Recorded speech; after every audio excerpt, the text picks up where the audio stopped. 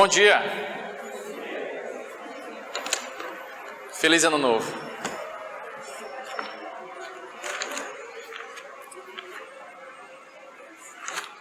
Deixa tua Bíblia aberta aí ainda no livro de Eclesiastes, se tu tiver ainda aberto. Se não, me perdoa por te pedir para abrir de novo. Tá? Desculpa mesmo, eu não gosto de incomodar ninguém, mas se você já fechou, por favor, abra mais uma vez. Para quem não me conhece, meu nome é Marcos Paulo. Se eu não tiver a chance de me apresentar a você. E, bem, primeiro culto do ano novo. Alguém sabe qual é o tema desse ano da gente aqui na Igreja de Cristo do Centro? É o ano do ID, é o ano do evangelismo, é o ano da gente ir lá fora, jogar o anzol. Da gente tentar pescar homens e mulheres para essa nossa congregação aqui. E assim como tem no livro de Eclesiastes, no capítulo 3 aqui, tudo tem seu tempo. Eu queria ler só um versículo aqui, só um mesmo. Capítulo 3, no versículo 11. Ele fez tudo apropriado ao seu tempo. Também pôs no coração do homem o anseio pela eternidade. E mesmo assim, ele não consegue compreender inteiramente o que Deus fez. Desculpa ter que pedir para orar de novo, mas vamos orar, por favor.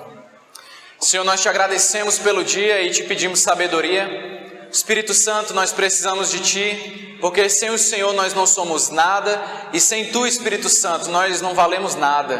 Tu é a melhor coisa que nós temos em nós, Tu é a melhor coisa que nós poderíamos ter. Muito obrigado, Senhor Jesus, porque por meio do Teu sacrifício e na fé no Senhor, hoje temos o Teu Espírito. Nós te agradecemos e te louvamos em nome de Jesus. Amém. Bem, o tema de hoje é: ainda há tempo. Eu dei uma adaptadazinha para fazer o que você fez com o seu tempo para que tenha sobrado tempo para você. E olha só, se você ano passado fez milhares de coisas, amém por isso. Mas eu tenho uma verdade para te dizer: ou você investiu o seu tempo ou você perdeu o seu tempo. Se o tempo que você investiu no ano passado está dando retorno agora, valeu a pena. Agora, se o tempo que tu pegou ano passado e só fez gastar ele, bem, tu perdeu. Tu jogou ele no lixo, amassou ele assim, ó. Sabe por quê? O tempo é o único recurso natural que não é renovável. Posso dizer mais outra verdade? Está mais perto hoje da gente morrer do que a gente imagina. Amanhã a gente vai estar mais próximo ainda de morrer do que hoje.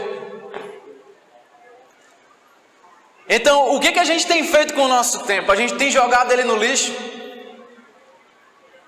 Eclesiastes é um livro que ele é muito filosófico, eu gosto muito dele. É um dos livros que eu usava na universidade para debater com o professor. Eles ficavam com raiva de mim, mas eu estava pouco preocupado com isso. E aí o que acontece? Eclesiastes também fala uma coisa, que para tudo tem o seu tempo determinado. Tem o tempo para você nascer e tem o tempo para você morrer. Você já nasceu, então agora só falta o tempo de morrer. A pergunta é: o que é que você tem feito com o tempo que Deus tem te dado aqui nessa terra? O Titãs, que é uma banda que eu não gosto não, mas eles têm uma música que diz assim: deveria ter trabalhado menos, me estressado menos, ter visto o sol se pôr. O que em 2015 tu deveria ter feito? Tu parou para pensar nisso quando estava lá estourando aqueles fogos de artifício, ou no teu bairro, ou na praia, ou lá em Copacabana que tu estava vendo pela televisão? O que tu deveria em 2015 ter parado, racionalizado e dito: Senhor, eu não quero fazer mais isso não, eu quero parar e voltar para fazer outra coisa. Então assim, eu separei aqui algumas coisas que a gente deveria ter feito, olha só. Coisas que eu deveria ter feito nesse ano de 2015. Eu deveria ter desligado a televisão. Algumas pesquisas falam que quanto mais a gente assiste televisão, mais o nosso nível de colesterol sobe, sabia disso? Algumas pesquisas também afirmam que quando a gente assiste bons programas que têm um cunho educativo e cunhos que a gente vê estar crescendo com eles, mostra que a gente desenvolve empatia. Olha só, hein? Outra coisa que a gente não deveria ter feito em 2015, que a gente deveria ter feito: eu deveria ter parado de assistir programas, sei lá, como seriados, como novelas, programas que tem mulheres expondo o próprio corpo, ou filmes que expõem a nudez. É triste, gente, a gente pensar que a gente vai ter uma alegria assistindo um programa como o Pânico na vida, ou como um CQC da vida, quando na verdade ele é uma bananada só. A gente pensa que a gente vai se alegrar vendo piadas ali que são até pejorativas, quando na verdade misturado com aquilo ali tem gente só de biquíni. Não é legal isso. É uma bananada que quando entra ali no teu coração, para sair não sai mais não. Só o sangue de Jesus para lavar isso. E eu diria não só isso, mas eu deveria ter parado de assistir também programas onde só se fala desgraça. Se a gente ligar a televisão na hora do Jornal da Manhã, na hora do Jornal do Meio-Dia, na hora do Jornal da Noite, eu não estou falando Barra Pesada e Rota 22 não. Eu estou falando de jornal normal mesmo, da cidade, ou CETV, ou sei lá, qualquer um outro aí. E, gente, é só desgraça. A TV sangra. O jornal que a gente pega lá no jornaleiro agora, ele também sai sangue, está encharcado já assim, ó. Outro dia lá na empresa, o pessoal estava falando do assassinato de não sei quem, do assassinato de não sei quem, da morte, da batida. Eu parei na mesma hora e virei assim, oi cara, tu está proclamando a palavra de, tu está proclamando a obra de Deus falando isso aí? Não. Então tu está proclamando a obra do diabo. Tua boca está sendo usada pelo inimigo aí para mostrar o medo, para poder desenvolver a raiva, o ódio no coração de todo mundo, e principalmente para que todo mundo não venha sair de casa, porque está todo mundo com medo atrás das grades. Eu deveria ter deixado de ver futilidade na internet. Eu já falei milhões de vezes isso aqui para os jovens na igreja, que o jovem brasileiro é o jovem que passa mais tempo conectado no mundo. Ele passa 7 horas diárias. Quer matar um jovem? Desliga o Wi-Fi. Outro dia a gente teve que mudar o Wi-Fi daqui da igreja, cara, porque o pessoal estava conectado na hora do culto. Poxa, peraí, desliga isso. Não dá não. Para falar a verdade, a gente chega agora na casa das pessoas, né? E não diz nem oi, bom dia, como é que tá? A gente diz, ei, tem um Wi-Fi aqui, me dá a senha. Ou então você fica na sua casa tentando arranjar a senha do vizinho, porque já tem aplicativo para você conseguir a senha do vizinho. Eu não devia ter falado isso, né? Acho que agora a galera vai atrás de saber qual é. Quarta coisa, eu deveria ter deixado de ouvir música fútil. Outra pesquisa que eu estava lendo essa semana é que diz que a música que você escuta, ela influencia do jeito que você olha para o mundo. Aí se você pensa, porque homem não chora, por favor vá embora, vou te deixar. Gente, ou então adolescente, 10 anos atrás na minha época, ouvia Simple Plan. Aí ficava cantando, how could this happen to me? Como é que isso pode acontecer comigo? Eu cometo os meus erros, eu quero ficar sozinho dentro do meu quarto. Aí nasceram quem? Os emos. Um monte de gente de preto chorando. E para falar a verdade, pintava de preto aqui, ó, com lápis, a lágrima. Gente, o que você escuta entra no seu coração e passa para sua mente. Conheço gente hoje que eu digo, cara, para de escutar essa música depressiva, tu tá ficando depressivo, para com isso, em nome de Jesus, é sério. A vida da pessoa, ela tá rodeada, tá cheia, tá transbordando de coisa, de música ali, que enche a cabeça dela, e quando enche a cabeça, meu irmão, para sair é difícil. Outra coisa que a gente deveria ter deixado, eu deveria ter parado de idolatrar o dinheiro e as compras. Eu tenho certeza que pouquíssimos aqui sabem o que é um Boxing Day. A gente sabe o que é Black Friday, né? Agora a gente tem uma noçãozinha o que é Black Friday, porque quando ali passa o dia de ação de graça nos Estados Unidos, aí tem a Black Friday, que é o que? Quer dizer, Black Friday, né? Black Friday. Vai ter hoje é o quê? Mas a gente vai botar desconto aqui na loja, quando na verdade não é desconto, eles dobram o preço para dar metade do preço. E aí o que acontece? Boxing Day é um dia depois do Natal lá no Canadá. Gente, 4:30 da manhã tem 500 pessoas do lado de fora do shopping. Num frio de menos 20. Boxing Day, traduzindo a palavra do literal, é um dia de boxear contra outro. É um dia de você conseguir encaixotar as coisas e levar. E literalmente tem briga por desconto, peça. É uma adoração, é uma prestação de culto ali ao dinheiro e às compras. É ridículo isso. Outra coisa, eu deveria ter parado de idolatrar a maquiagem e a beleza. Como fala Paulo, mulheres, façam como Sara, que tinha um espírito dedicado ao Senhor, manso, humilde ali. Se a gente for seguir os exemplos desse mundo de beleza, a gente vai fazer que nem a Kim Kardashian aqui. Ela fez um lift vampiro. Lifting é o que a gente faz para poder levantar aquilo que ficou enrugado. A gente estica aqui, estica um pouquinho aqui, estica um pouquinho aqui. Ela fez lifting vampiro, cara. Ela pegou sangue de bicho e colocou no rosto para poder esticar. São loucuras que a gente vai vendo que não tem base, que não tem fundamento da gente estar fazendo. E é basicamente isso que Paulo fala em Romanos capítulo 1, que porque as pessoas não adoraram a Deus, Ele os entregou aos seus desejos, aos desejos do coração deles, tornando-se loucos quando eles se acham sábios. Sétima coisa, eu deveria ter deixado de conversar bobagem. Interessante, né? Às vezes a gente não sabe o que conversar com os outros. Uma coisa que eu tenho perguntado agora para as pessoas é: e aí, meu irmão, me conta teu testemunho. Uma coisa legal. Oitava coisa, eu deveria ter deixado de ser egoísta. Para quem não sabe, o egoísmo é pior do que o satanismo. Porque quando nós adoramos Satanás, nós estamos adorando Satanás. E o egoísmo, o que é? É o humanismo. É eu me adorar. É tudo meu, é meu, pra mim, só meu. Sai daqui. Eu deveria ter perdoado mais em 2015. Pesquisas apontam que a falta de perdão no ser humano pode ter a tendência de gerar câncer. Eu deveria ter deixado de lado a pornografia em 2015. Eu deveria ter deixado de invejar o vestido, o sapato, o cabelo de qualquer mulher. Eu deveria ter entendido que a minha esposa é mais importante que o futebol. Eu deveria ter conhecido melhor os meus filhos. Trabalhando com jovens, sabe uma coisa que eu entendi? Os pais sempre são os últimos a saberem. Eu estou falando isso aqui como uma análise, não como uma crítica. Eu não estou querendo que isso recaia sobre mim no futuro. Eu estou falando talvez até na autoridade de filho aqui. Talvez não na autoridade de filho. Mas os pais sempre são os últimos a saberem. Não, Marcos Paulo. Eu conheço esse menino aí. Eu sei quem ele é. Pode perguntar. Posso mesmo? Quem é o top 10 do WhatsApp dele? Ele apaga o histórico da internet? Quem é que segue ele no Instagram e quem é que ele segue no Instagram? Tu sabe as reações dele e dela em certos aspectos. Tu sabe as reações dele para comida, para aquilo outro. Mas tu não conhece o psicológico, o psique dele aqui dentro não. Sabe quem é que conhece? Os amigos dele.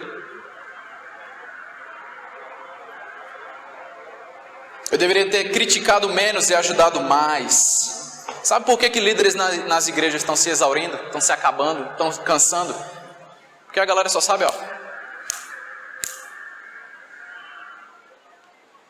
Hoje eu estou aqui com o papel de poder nutri-los espiritualmente, no sentido de entregar a palavra de Deus aqui trabalhada e tudo mais. Mas quem mais está disposto a fazer isso? Ao invés de só criticar, ao invés de só falar, ao invés de só dizer que não presta, não me nutre, não é bom, não gostei. Quem disse que é para tu? Isso aqui é para Deus. O culto é para Ele, não é para tu não. Mas eu não gostei do culto, então oferece um culto agradável a Deus tu. Aqui dentro junto com a gente. 14 ou 15, desculpa. Eu deveria ter amadurecido mais em 2015. Talvez 2015 tenha sido um ano para você que Deus te levou lá para a fornalha e te moldou. Pá, pá. Ou então talvez 2015 não tenha nem doído para ti, tenha passado até rápido. Eu aprendi uma coisa, que as pessoas elas não perseguem os cristãos, elas perseguem Cristo. Se elas não estão te perseguindo, talvez a gente precise enxergar um pouquinho mais de Jesus na tua vida. Mas eu queria discutir um pouco uma coisa aqui com vocês. Se vocês puderem abrir suas Bíblias, lá no livro de João, capítulo 17, versículo 4. Eu queria ler uma coisa. Mas antes de ler, deixa eu só explicar aqui um ponto que eu estava refletindo essa semana. A verdade é que o meu tempo ele é usado da maneira que a minha mente quer. Certo? O meu tempo é usado do jeito que a minha mente quer. O que minha mente deseja, o que eu quero que libere hormônio, prazer. Certo? Se isso é verdade, então a nossa mente é o campo de batalha que a gente tem que ganhar. Se a nossa mente é o campo de batalha que a gente tem que ganhar, existe uma diferença gritante entre pensamentos e modo de pensar. Certo? Por quê? Vamos lá. Quando Pedro estava lá, os discípulos estavam com Jesus. Jesus diz assim: quem o povo diz que eu sou? Aí os discípulos dizem: dizem que tu é o profeta, que tu é Elias, que tu é João Batista. E aí Jesus pergunta: quem vocês dizem que eu sou? Aí Pedro vai lá e diz assim: tu é o Messias, o Filho de Deus, o enviado dele. Amém, Simão, essa revelação não veio de ti, porque tu não podia me conhecer só pelo que tu viu, mas foi o meu Pai que te deu essa revelação. E aí um pouco mais à frente, o que é que acontece? Jesus diz que vai sofrer, que vai morrer, que vai se sacrificar pelo povo de Deus. Aí Pedro vai lá e fala o quê? Que isso nunca aconteça, Senhor, pare com isso, não sei o quê. Aí qual é a resposta de Jesus? Arreda daqui, ou para trás de mim, ou sai daqui, Satanás. Porque o teu jeito de pensar é diferente, é inimigo do de Deus. Pedro foi chamado de Satanás porque o modo dele de pensar era contrário ao de Deus. A palavra grega aqui para modo de pensar é froneu. E froneu significa literalmente racionalizar como, pensar como, ter a mente igual. Se o nosso jeito de pensar é contrário ao de Deus, por equivalência como a de Pedro aqui, a gente também poderia ser chamado de Satanás. Porque nós não estamos querendo fazer a vontade de Deus. E como eu já disse milhões de vezes, a única razão para a gente estar aqui nessa terra não é para a gente ser feliz, não. É para a gente fazer a vontade de Deus. Qual é a única razão que explica Deus nos deixar vivos aqui nessa terra? Não é amar os nossos irmãos, não é levar eles à maturidade, não é ajudá-los a crescer, levantá-los junto conosco. Aí olha o que é que acontece. Essa mesma situação se repete lá em 1 Samuel capítulo 2, versículo 35. Quando o sacerdote Eli não estava exortando os filhos dele, estava deixando com que os filhos dele, que eram corruptos da bandalheira, ficassem lhe oferecendo sacrifício ao Senhor. Aí Deus disse a quem? A Samuel, ou disse a Eli, o quê? Eu vou levantar um sacerdote para mim, que tem um coração igual ao meu, que tem um modo de pensar como o meu. Está vendo como essa questão do modo de pensar é importante? A questão não é que, eu saí do culto, foi muito bom, eu vou ter pensamentos felizes e vou fazer coisas boas. Não. Se você acha que pensamentos felizes vão fazer você ser uma pessoa melhor e fazer coisas incríveis, você não está lendo a Bíblia não, você está lendo Peter Pan. E aí você não vai sair voando aqui com um pó de pirlim-pim-pim, não é isso não. Porque a única forma de Deus transformar os nossos pensamentos é ter uma vida diária com isso aqui, uma vida diária de oração e principalmente prática. Porque é por meio da prática que Deus vai afiar a gente. E vai tirar os cantos ali que não deve ter. Para a gente poder ser uma espada que corte e que penetre lá dentro do coração. E aí o que é que acontece? Quando nós temos, ou quando nós desejamos ter essa mente que é igual a de Deus, esse modo de pensar que é parecido com o dele, essa racionalização, porque Deus é racional, Deus não é só emocional e espiritual não, Ele é racional. Quando a gente deseja realmente essa mente aqui que é parecida com a dele, a gente está cumprindo aquela teoria do vinde a nós o vosso reino. Por que Jesus ensinou, Pai nosso que estás no céu, santificado seja o vosso nome, venha a nós o vosso reino, venha a nós o teu reino, seja feita a tua vontade aqui na terra como é no céu. Aí o que é que acontece? Tem morte lá no céu? Não tem. Tem tristeza lá no céu? Não tem. Tem roubo lá no céu? Não tem. Tem depressão lá no céu? Não tem. A nossa missão aqui, que Cristo está nos ensinando por uma simples oração, é trazer o reino dele para cá. É transformar essa terra aqui no reino dele. Nós um dia vamos para lá, mas a nossa missão é trazer para cá esse reino dele. Para que a vontade dele venha a ser feita não só lá, mas aqui também. E aí aqui em João capítulo 17, versículo 24, que eu pedi para vocês, para todos nós abrirmos. Olha o que é que Jesus fala nessa oração aqui. Ele está orando primeiro por si, depois pelos seus discípulos, pelos apóstolos e depois pelos seus discípulos. Ou seja, nós, todos aqueles que iriam crer nele por meio da mensagem. Versículo 24. Pai, eu quero que os que me deste estejam comigo onde eu estou. E vejam a minha glória, a glória que me deste porque me amaste antes da criação A gente é para estar vendo a glória de Deus. A gente é para estar vendo a glória de Deus. A gente é para estar vendo a glória de Jesus. O poder de Deus não acabou. Não está só lá em Atos. Fomos nós que endurecemos. A gente era para estar vendo a glória de Deus, mas a gente está vendo Netflix. A gente é para estar vendo a glória de Deus, mas a gente está assistindo a Globo. A gente é para estar vendo a glória de Jesus, mas a gente está vendo, sei lá, a internet, passando horas lá. E aí a gente vem para o culto querendo ser animado, mas ninguém anima a gente, porque quem é para estar animando somos nós mesmos a todos. E eu vou falar disso aqui um pouquinho mais à frente, porque agora eu separei aqui 5 coisas que é para a gente fazer em 2016. 5 coisas que é para a gente fazer em 2016. Entenda o seguinte: o que é mais esperto? É o diabo vir se revelar a você e deixar você com medo? Ou é ele sorrateiramente, na sensibilidade, vir estar desanimando você? Entenda o seguinte: se ele se aparecer aqui, se ele aparecer para você em casa, você vai correr para a igreja. Aí ele perde o sentido da coisa que ele está fazendo.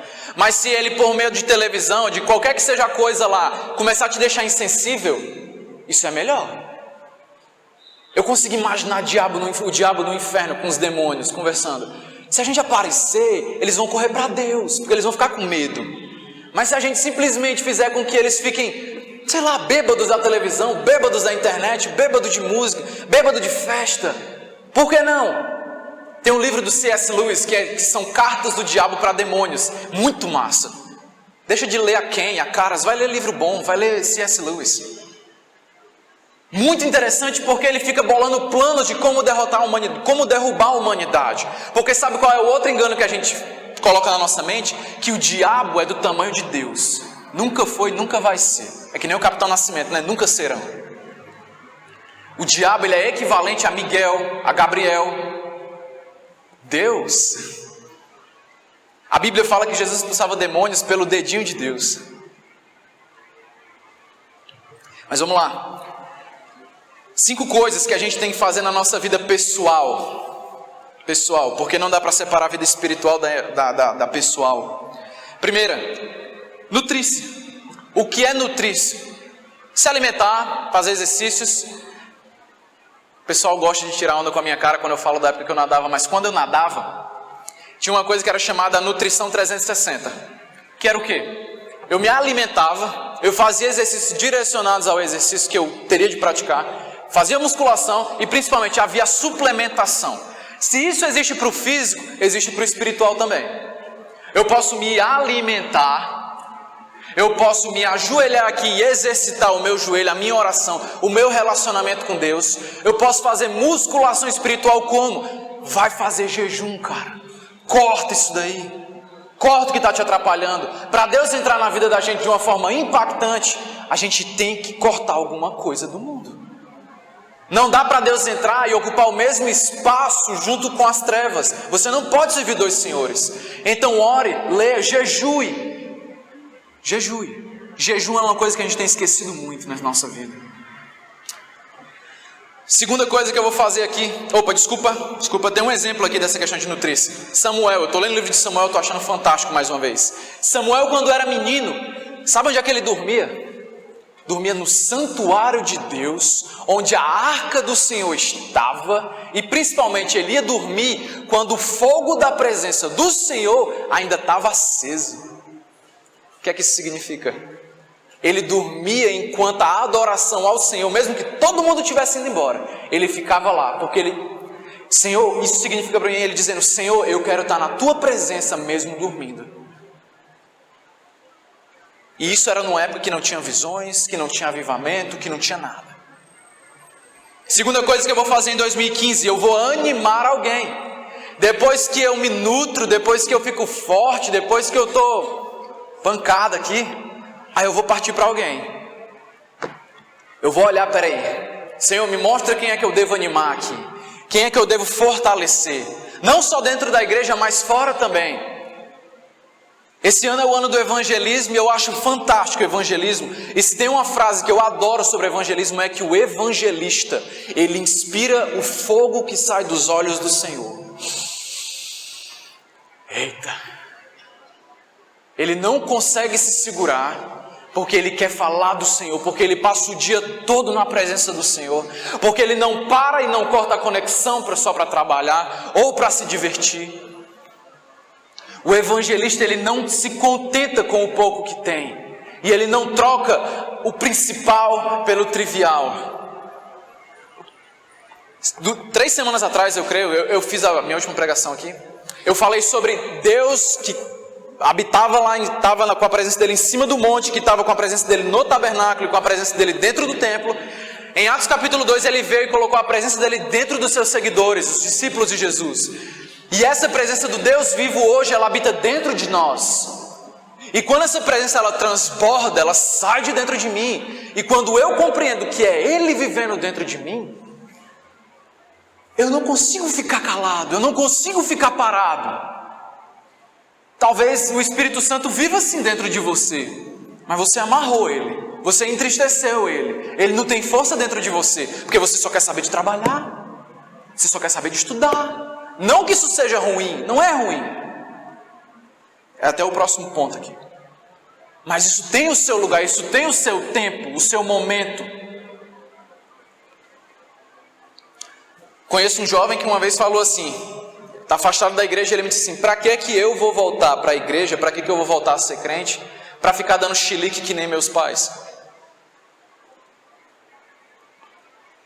Para que o pessoal do mundo vai querer ser crente se quem está dentro da igreja está dando mais chilique que quem está fora?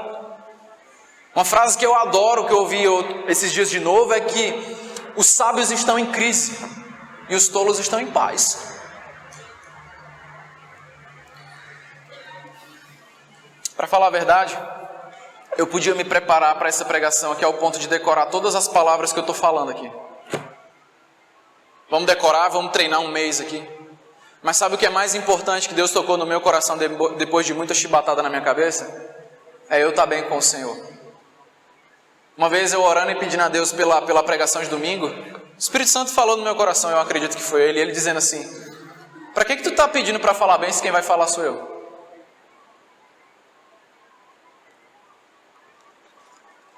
Por quê? Está querendo glória para ti? É pelo teu esforço ou é pela liberdade que tu me dá dentro de ti? Porque se for pela liberdade que você me dá, aí sim, eu vou fazer grandes obras.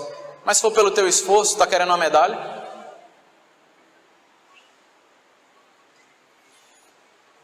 Terceira coisa que a gente deveria fazer em 2016, ser afiados, se capacitar.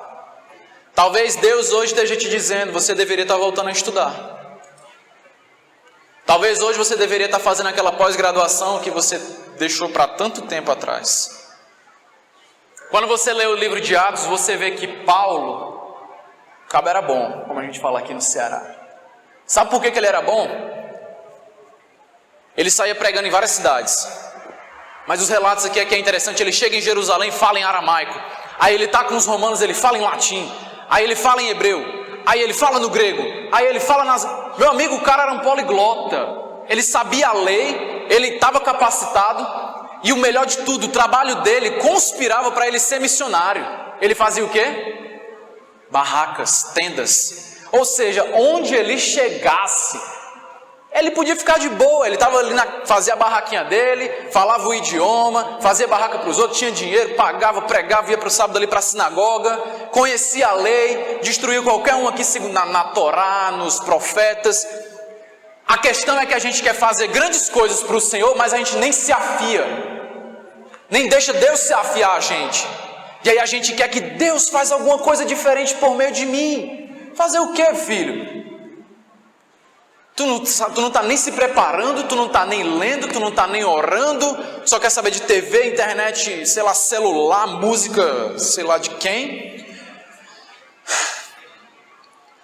Eu conheço jovens, não só na nossa igreja aqui, na nossa igreja tem, em outras igrejas, que deixaram de fazer o que estavam fazendo para fazer um curso na universidade por causa da igreja. Eu quero fazer esse curso aqui porque eu vou ser útil lá dentro da igreja. Tem um irmão nosso lá em Natal que ele fazia engenharia química, cara. Ele ia ganhar dinheiro no rodo, na Petrobras, nesses cantos aí. Ele deixou para fazer psicologia. Não, fazer psicologia porque eu quero ajudar a igreja. Será que tu tinha coragem de fazer isso? Eu vou deixar de fazer isso aqui para poder ter mais tempo e condição de ajudar não só a congregação, mas o reino de Deus. É lindo aquele versículo que Paulo fala assim: eu fiz-me tudo para com todos, a fim de ganhar alguns para Cristo.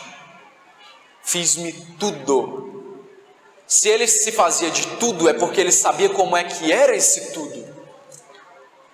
Ou seja, ele estudava o público que ele ia pregar, ele estudava o público que ele ia visitar, ele não chegava lá de qualquer forma não. Paulo chegava lá em Atenas e disse assim: olha, atenienses, esses deuses aqui que vocês servem, Apolo, Ares, não sei quem, não sei quem, não sei quem, não sei quem, não sei quem, é legal a história deles, mas eu conheço um Deus aqui. Isso mostra conhecimento da cultura de outros povos. Qual é a cultura que tu conhece? O que tu tem aprendido no teu dia a dia? A capacitação da gente, ela é importante para a gente levar o reino de Deus adiante. E eu fico muito feliz, porque na nossa igreja muitas pessoas têm começado a estudar mais e têm se capacitado mais, não só para o mercado de trabalho, mas para a nossa congregação também. Quarta coisa que a gente vai fazer em 2016 é sonhar. Quem tem sonhos aqui? Legal, 70% levantou a mão. Se você não tem sonho, pode se considerar morto. Eu não estou brincando não, é sério. Eu falo verdade sorrindo para que doa menos. Se você não tem sonhos, você não tem combustível para a vida. Sabe qual é a primeira coisa que o depressivo fica? Sem sonho. Se eu não tenho um sonho, para que eu vou viver? Essa é a razão pela qual ministérios e igrejas estão retrocedendo, porque deixaram de sonhar junto com o Senhor, que Deus tem sonhado para a gente. Jeremias capítulo 29 fala: porque eu sei os sonhos que eu tenho para vocês. Sonhos de prosperidade, de crescimento, papapá. Deus, ele sonha coisas para individual, sonha. Ele sonha coisas para as famílias, sonha. Ele sonha coisas para as comunidades cristãs, sonha. E ele sonha coisas para a comunidade cristã mundial, sonha-se. A questão é que a gente não sonha mais com Deus. Qual é o teu sonho? O meu sonho é me formar na minha universidade, casar. E a maioria das pessoas para de sonhar quando casa. É isso que eu tenho percebido na juventude. Depois que casar, vamos ver. Pais, perguntem para os seus filhos, e depois que vocês casarem? Ou então só sonham em casar. Não sonham em fazer o diferencial no mundo. Talvez Deus esteja dizendo para congregações o seguinte: eu não quero que a sua comunidade cresça agora, porque eu quero líderes. Eu sonho com líderes nessa comunidade aqui, para poderem liderar o trabalho do Senhor aqui. Antes, o desejo maior da igreja era que o local em que eles estavam, o ambiente e as pessoas estivessem cheias da presença do Senhor, ao ponto de Deus fazer milagres e grandes coisas naqueles ambientes ali. Hoje, o grande sonho das igrejas é por meio de teoria de crescimento de igreja, lotar o lugar de gente com um conhecimento pífio sobre Deus. Pífio, pequeno, que não dá nem para sair do canto, para falar a verdade. E quinta coisa que eu deveria estar fazendo em 2016, desde anteontem, era trabalhando. O novo técnico do Flamengo, o Muricy Ramalho, ele tem um ditado: aqui é trabalho, filho. Sem trabalho a gente não chega longe, não. E para falar a verdade, se esse é o ano do evangelismo, se você se nutrir, se você entender que esse Deus vivo habita dentro de você, se Ele transbordar de dentro de você, e se você começar a sonhar, e se você se capacitar, e você começar a trabalhar, Deus, ele vai fazer grandes coisas por meio de você. Eu não estou falando na tua casa, eu não estou falando só na igreja, eu estou falando em todos os ambientes. Sabe por quê?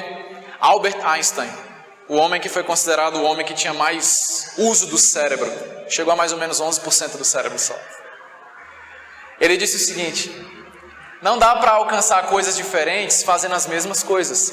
O nome disso é burrice. Não dá para você alcançar um resultado melhor se você está fazendo a mesma coisa que você fazia em 2015. Não dá para você ter um 2016 diferente se você está bem. O que foi que tu mudou? Não, nada. Eu tô só desejando. Eu estou aqui na força do pensamento. Pensamentos felizes. Pensamentos felizes não vão mudar nada. Isso é positivismo. A gente não está aqui atrás de positivismo. A gente está aqui atrás de transformação e salvação. E essa transformação, esse trabalho, esse crescimento, ele vai vir por meio de uma mente renovada, por meio do Espírito Santo do Senhor. A minha oração é que esse 2016, ele venha ser um ano de crescimento, amém. Venha ser um ano de crescimento. A começar em mim.